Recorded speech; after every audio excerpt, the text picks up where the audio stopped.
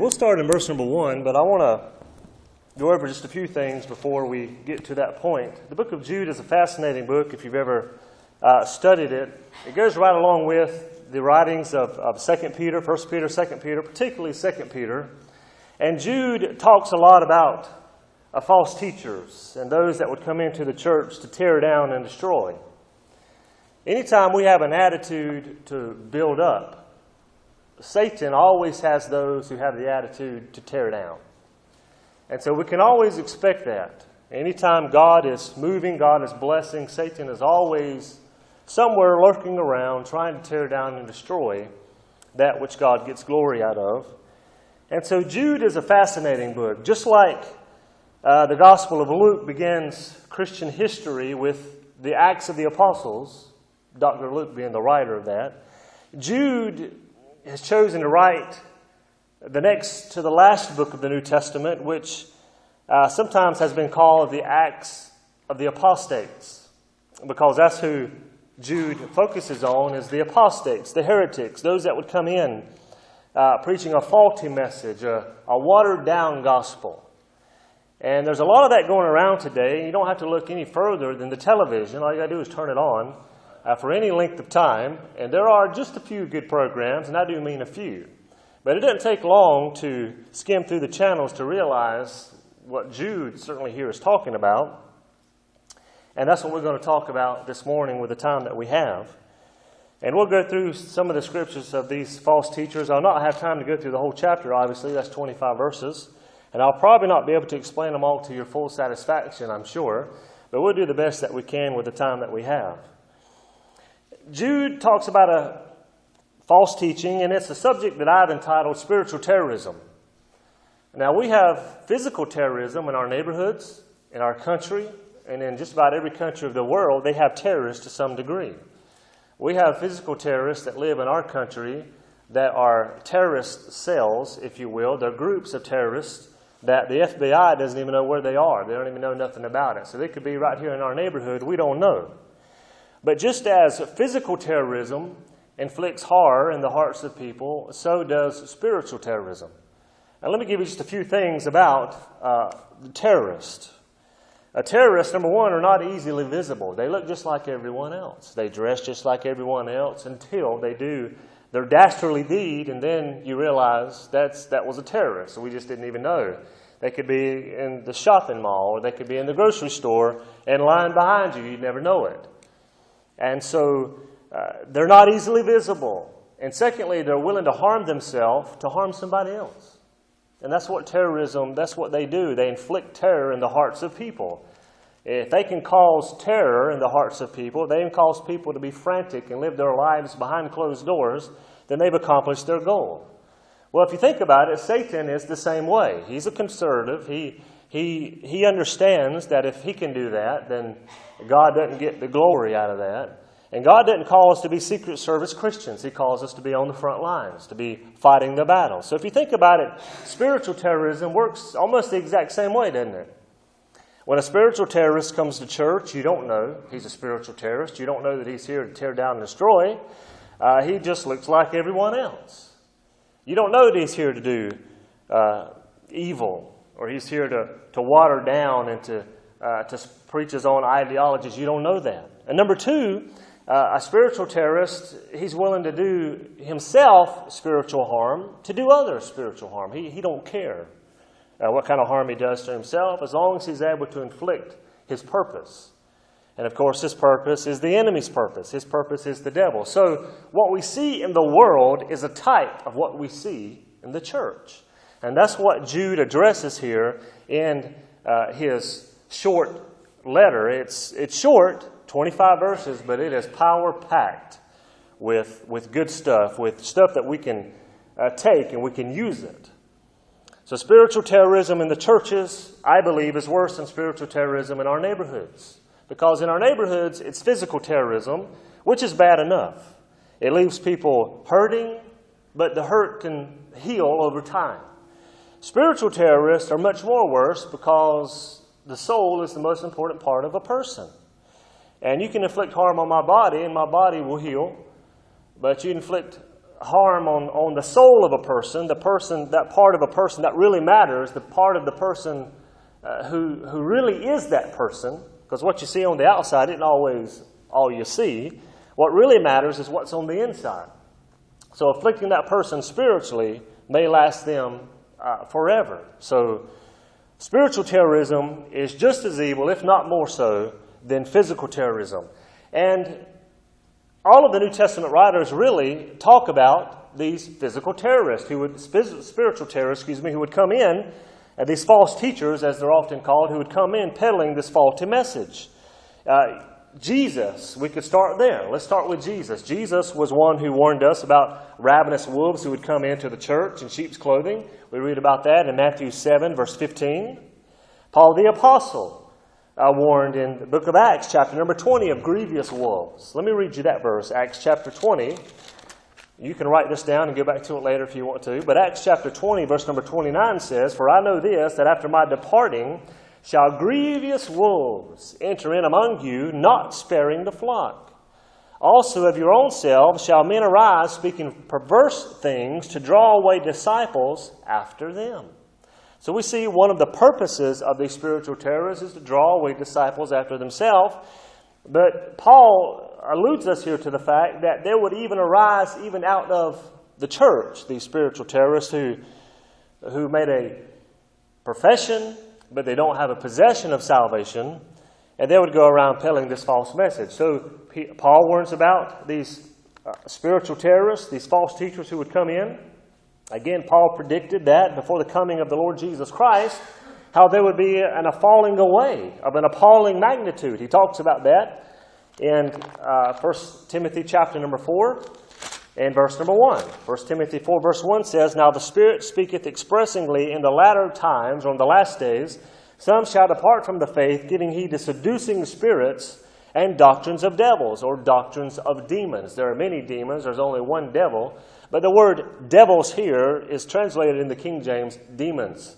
And so they preach this faulty, heretic message that drives people away from the truth. They suppress the truth. They hold down the truth, as it says in the book of Romans, and for that God shall judge them.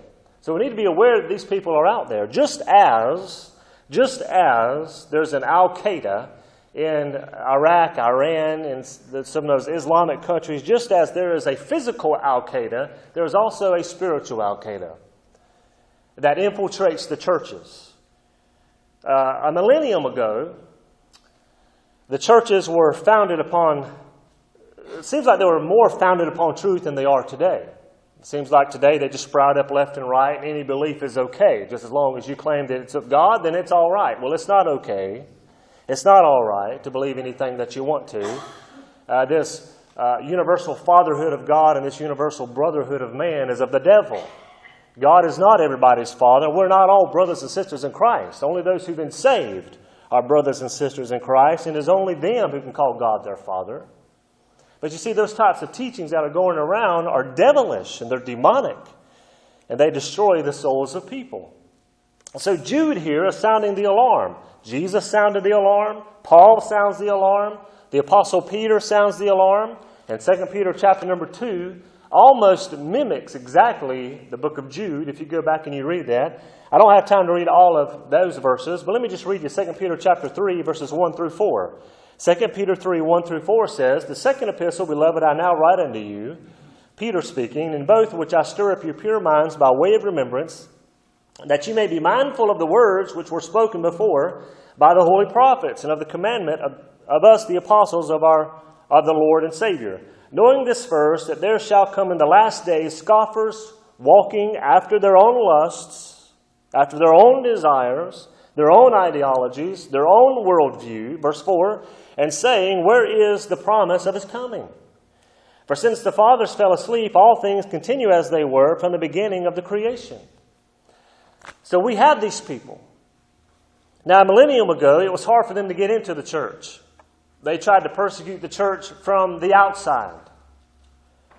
But now they've crept in, as we'll see that in Jude's writings. They've crept in alongside. They've snuck in, and now they're almost a part of every congregation.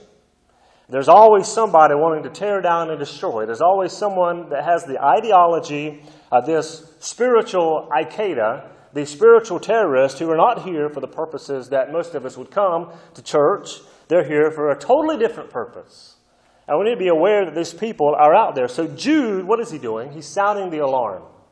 And the alarm hadn't been sounded for a long time in a lot of churches. And it's time for us to sound the alarm, this emergent church, to go along, to get along. It's not God's will. That's not God's plan. We are to sound the alarm. We are to stand up to be seen and speak loud to be heard. That is our purpose. There's 3 ways to avoid criticism. And I know nobody likes to be criticized, but there are 3 ways to avoid it. Let me give you those 3 ways. Number 1, say nothing. Number 2, be nothing. And number 3, do nothing. And I know some people who do all 3 at the same time.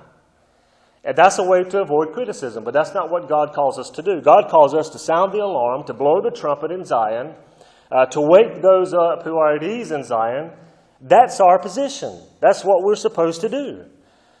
So these apostates have been predicted. These apostates are here, and they've infiltrated the churches, and we need to be aware of what Jude is trying to say here. These shadowy figures peddling this message of this watered-down Kool-Aid gospel where they come to church and it's all about Kool-Aid and cookies. It ain't about salvation. It ain't about the blood of Christ.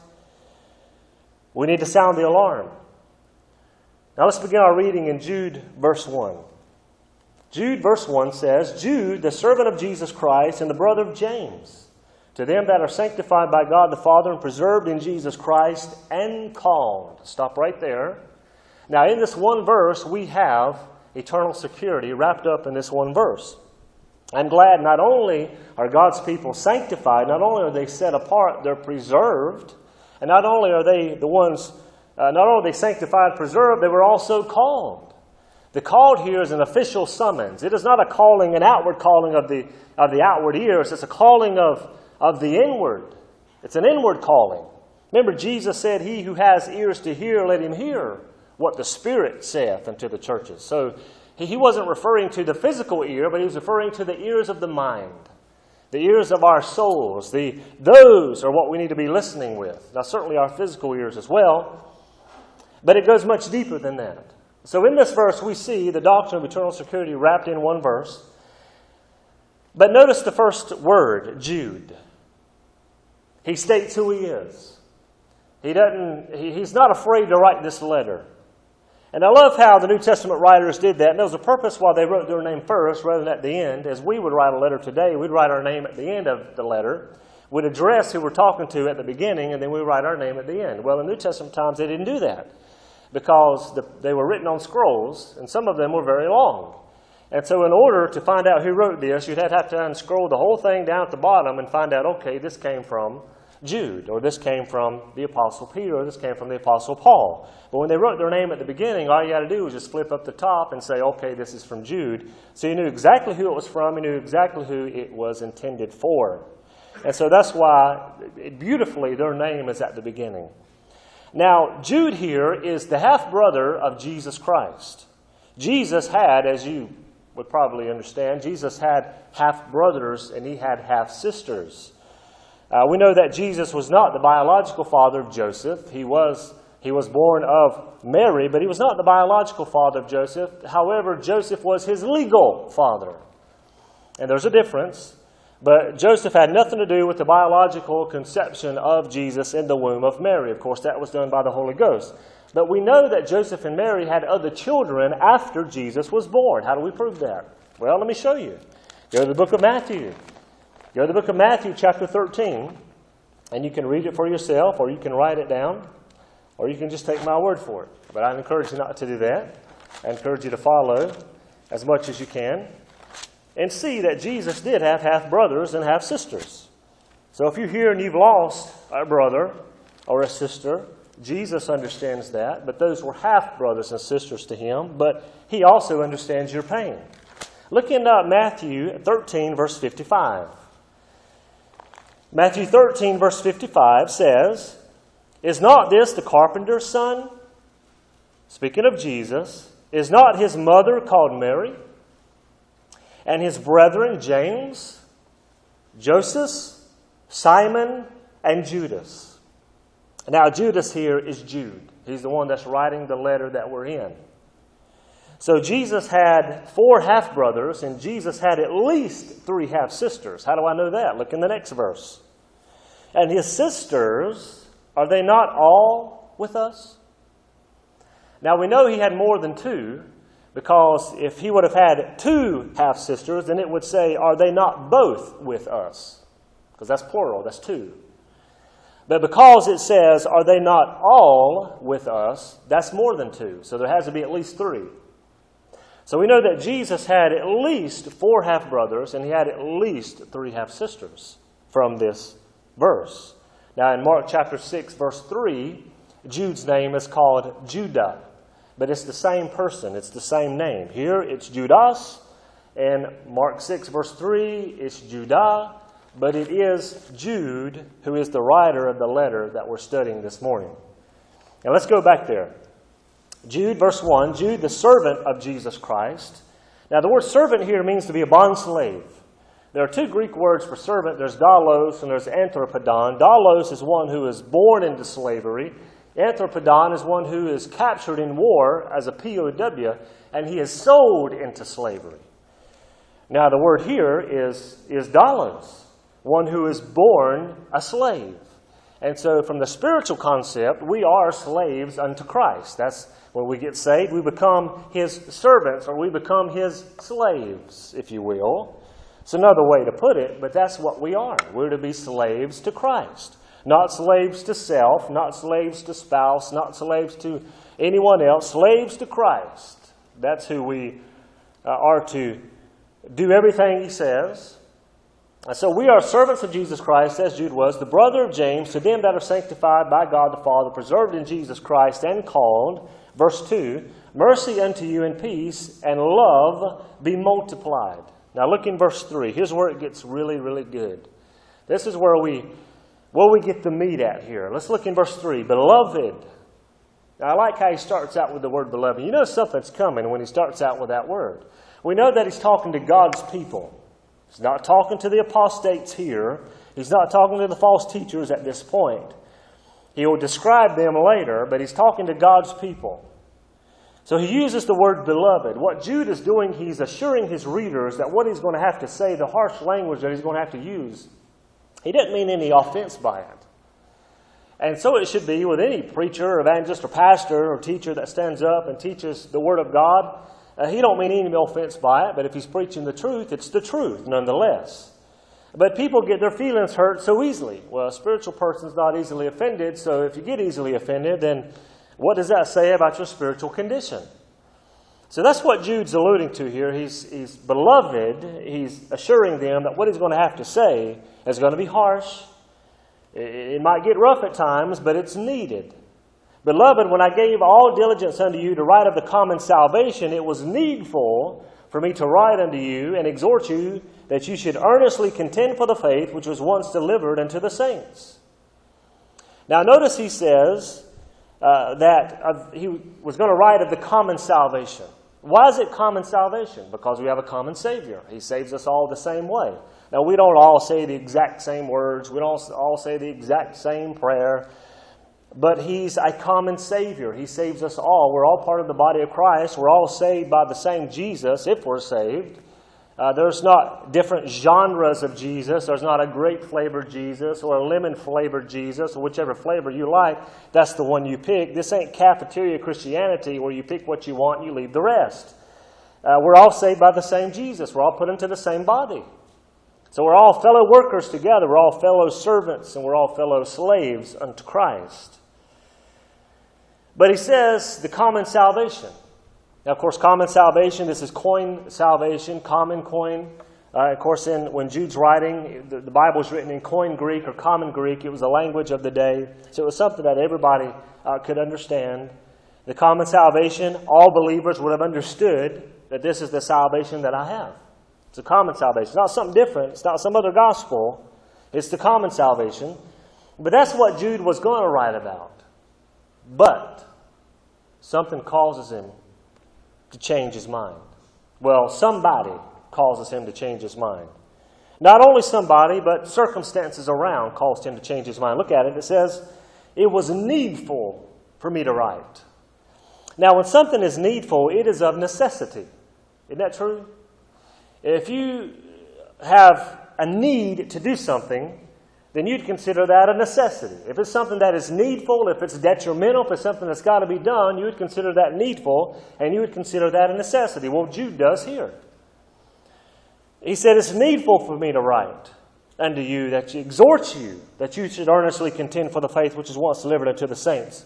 The word needful here means to be imposed upon or given inclinations by outside circumstances and by the law of necessity or the law of duty.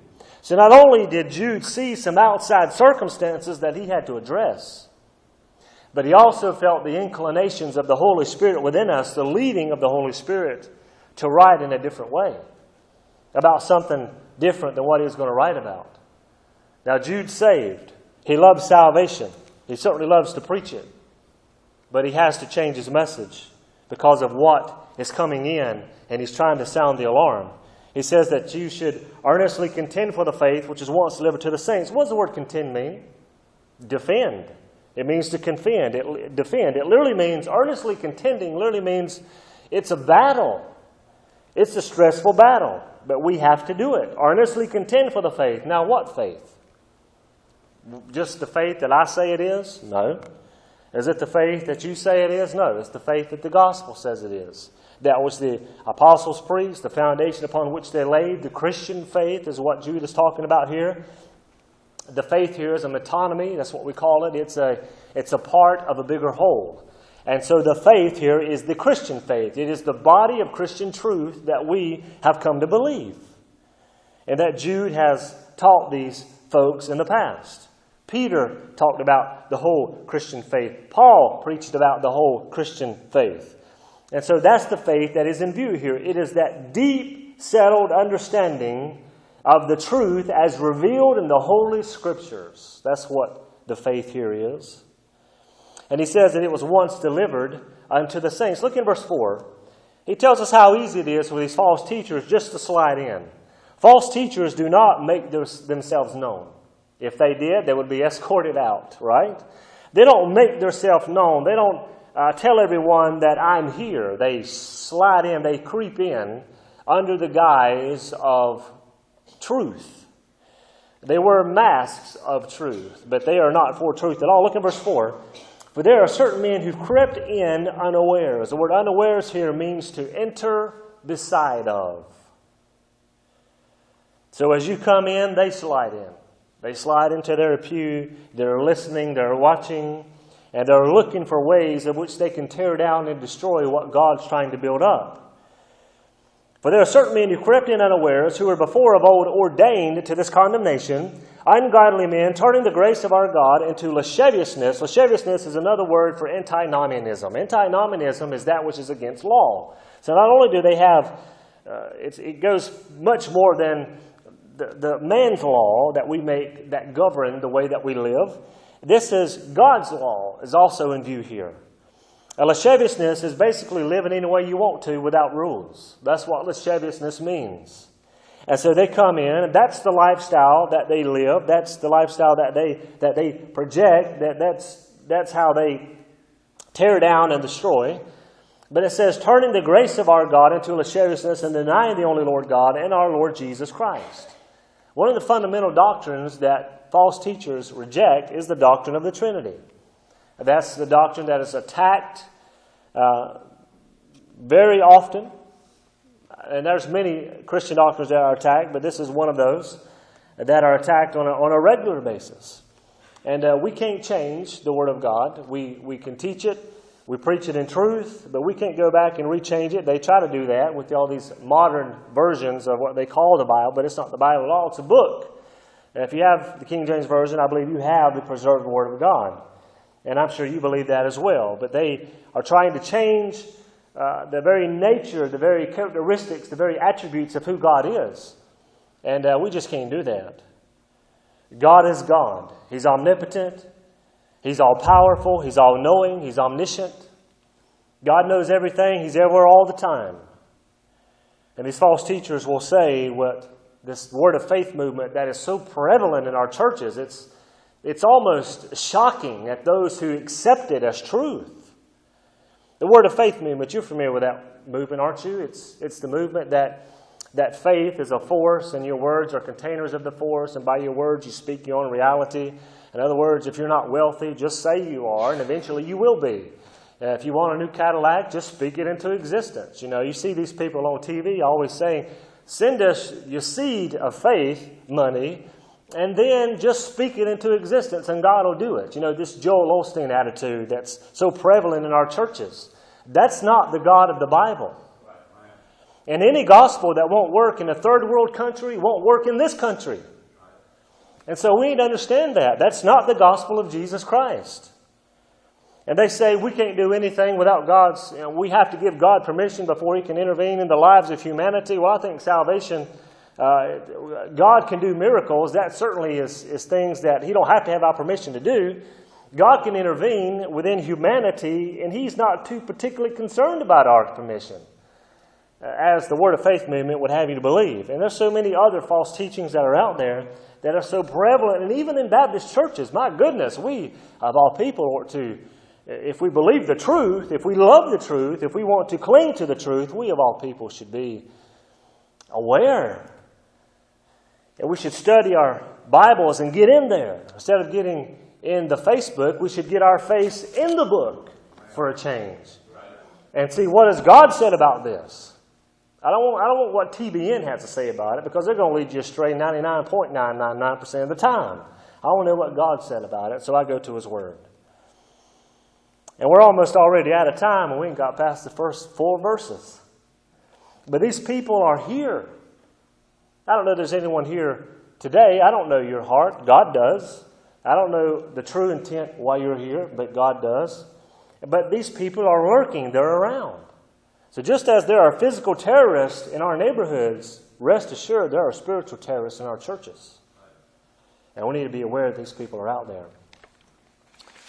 And I better close with that. I'm going to run over on time if I don't. Bow your heads, please. Heavenly Father, we come in Jesus' name. We do thank You for the privilege to pray. We thank You, Lord, for the privilege to be here once again inside of eternity.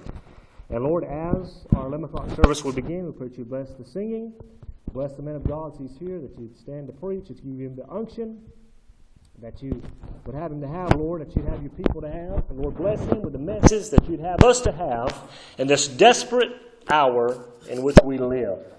As Paul said, we live in perilous times. We live in grievous times. We live in troublesome times. God, give us the message that You'd most need us to hear today. And Lord, if there's one here lost, I pray, God, that You'd grant judicial forgiveness to that person today. And if there's one here backslidden, if there's one here that's out of Your will, grown cold and indifferent, Lord, I pray that You'd grant them parental forgiveness. And we'll thank You for all that You do, for we love You, and we ask it in Jesus' name. Amen.